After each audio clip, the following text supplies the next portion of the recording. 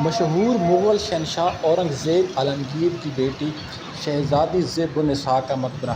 اگر آپ لاہور آئیں تو اورنج لائن کا گلشن راوی والا جو اسٹیشن ہے اس کے بالکل ساتھ ہی یہ مقبرہ تعمیر کیا گیا ہے۔ شہزادی زیب النساء کی وفات سن 1702 میں ہوئی تھی۔ شہزادی اپنے وقت کی فارسی زبان کی بہت بڑی شاعرن تھی اور ان کا جو تخلص تھا وہ مخفی کے نام سے بیان کیا جاتا ہے۔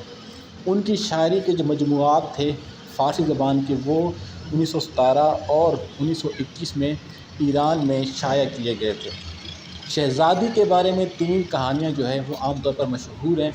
ہم آپ کو وہ 3 کہانیاں بتا دیتے ہیں۔ شہزادی جو تھی جب اورنگزیب عالمگیر دلی سے لاہور آئے تو اپنی فیملی کو بھی ساتھ لے کر آئے تھے۔ لاہور میں جو ان کا گورنر تھا ان کا ایک بیٹا تھا عاقل خان۔ بیان کیا جاتا ہے کہ عاقل خان کی محبت میں یہ گرفتار ہو گئی تھی اور یہ بات اورنگزیب کو پسند نہ آئی، لہٰذا انہوں نے شہزادی کو قید کر دیا تھا اور تقریباً 20 سال جو ہے وہ قید میں رہیں۔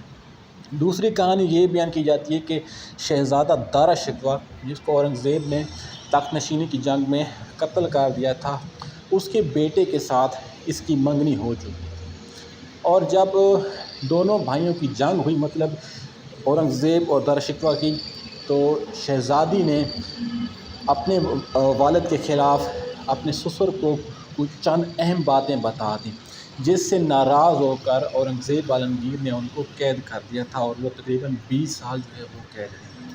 تیسری روایت وہ یہ بیان کی جاتی ہے کہ اورنگزیب چونکہ ایک مذہبی ذہن کا آدمی تھا، لہٰذا اس کو شہزادی کا یہ شعر و شاعری اور موسیقی سے جو لگاؤ تھا وہ پسند نہیں تھا، لہٰذا اورنگزیب عالمگیر نے اپنی بیٹی کو قید کر دیا تھا۔ یہ تقریباً 20 سال قید رہیں۔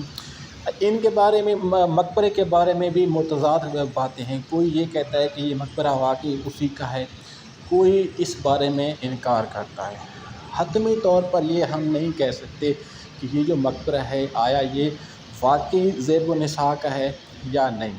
تو اس بارے میں اسماعیل دہلوی کی جو کتاب ہے اس سے مدد لی گئی ہے، جس میں انہوں نے یہ کہا ہے کہ جو برجی جو لاہور میں موجود ہے اس کے اطراف میں بہت بڑا باغ ہوا کرتا تھا، اب تو خیر بالکل ختم ہو گیا ہے۔ اس باغ کے ایک کونے میں ہی زیب النساء کو دفن کیا گیا تھا، اور دراصل یہ جو مقبرہ ہے یہ زیب النساء کا ہی مقبرہ ہے۔ لیکن کچھ جو دوسرے مورخین ہیں وہ اس چیز سے انکار کرتے ہیں اور اس مزار کو وہ اورنگزیب عالمگیر کے ایک جرنیل کے مزار سے منسوب کرتے ہیں۔ لیکن جو باقی تاریخ دان ہیں انہوں نے اسماعیل دہلوی کی اس بات سے اتفاق کیا ہے کہ جو برجی باغ کے کونے پر جو یہ مقبرہ تعمیر کیا گیا تھا یہ دراصل شہزادی زیب النساء کا ہی ہے۔